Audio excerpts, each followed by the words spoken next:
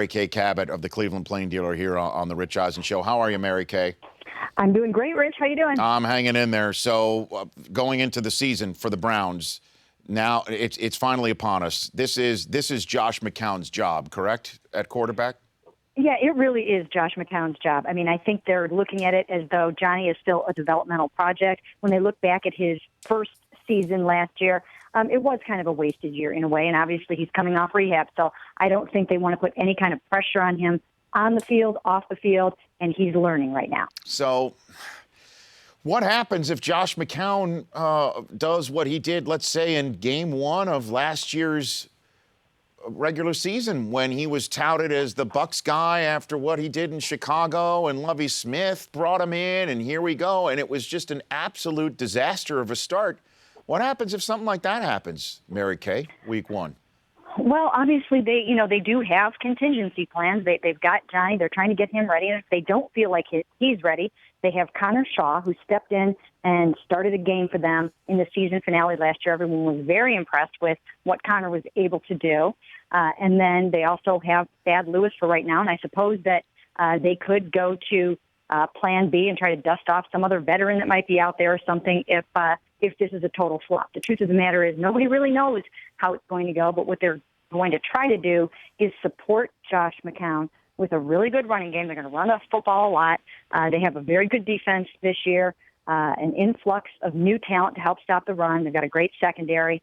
And the game plan is to try to have him basically, manage the game and not fall apart. What are you hearing about Johnny Manziel? What's the scuttlebutt here with him?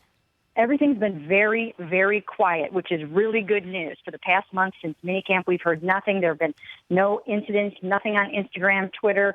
I think that people kind of got to him, after minicamp and kind of like corralled him and made sure that he was going to keep everything quiet, and he really has. So he'll have to report on Monday with the rest of the quarterbacks. So, I think he's been trying to do the right thing. In the meantime, the Browns are one of three teams to open rookie camp today, with the Saints and Ravens being the other. So it's a time to get a good look-see at the two first-round choices, Danny Shelton and Cameron Irving. What are you hearing about the rookie class so far, Mary Kay? Well, you know what? Danny Shelton missed most of the off-season because he was back getting his degree. So, we haven't seen a lot of him in practice. He's going to have some catching up to do if he wants to get in there and start right away at nose tackle. But if he can do it, they really should be able to stop the run because he should be able to occupy a couple of blockers there. So I think everyone's really optimistic about him.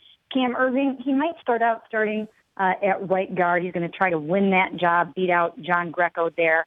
And then there's a couple of other rookies that are pretty exciting. I hear a lot of great things about Duke Johnson, the running back out of Miami. He left Miami as their all-time leading rusher, which is amazing when you consider the names that have come out of that school. So, he's coming in here ready to go and to live up to that legacy. So he can break into the Crowell West, make it a triumvirate. Is that what you're saying from the running back group?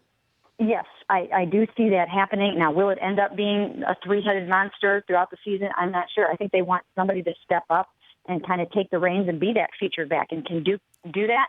That remains to be seen. I think they'll probably start out, kind of trying to pound the ball with Isaiah and Terrence, and then they maybe bring Duke in on third down. Mary Kay Cabot of the Cleveland Plain Dealer joining me here on the Rich Eisen Show. What about the relationship between Coach Pettine and Ray Farmer, the general manager, who's going to be suspended for the first quarter of the season due to texting people on the sidelines? And now there's reports that he had actual human beings down on the sidelines trying to do his work during a game by criticizing, if not lording over, the coaching staff. What about the relationship between the coach and the front office here, Mary Kay?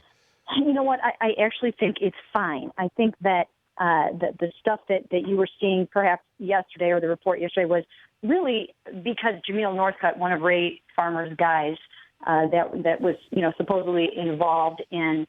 I don't know that Jameel was receiving the in-game text. I do know that there was one assistant coach that was receiving in-game texts. But I think that Ray and Mike are fine. I think a lot of the problems that they had back during TextGate, I think they've solved a lot of those issues. That the upper management went off site. They did some team building. Ray and Mike had a good draft together. They had good free agency together. And I believe Mike invited Ray and his family to even do some vacationing with him last week. So they're fine. And you know what? I just think that Jameel Northcutt, being let go is a sign that, Ray is willing to do what is good for the best of the team and, not try to fight to the death for somebody that he hired. Was that vacation offer texted or was it verbally communicated? Okay. Do we know how that happened? I do not know the answer to that. Okay. Normally normally you're buttoned up with your details. I don't want to criticize your work right there, Mary Kay. It just seems like, the text would be probably the preferred method. What is going on with Terrell Pryor? Is there anything going on here with him as part of the wide receiver core that has Dwayne Bowe in the mix, Mary Kay? Well, it's obviously one of the most intriguing storylines of Browns training camp. This year, I think when camp opens, all eyes are going to be on Terrell Pryor. He's going to steal away some of the spotlight from Johnny Manziel, who isn't really expected to win the starting job this summer. So I think Terrell's going to be a big story here, obviously from being from Ohio State and whatnot.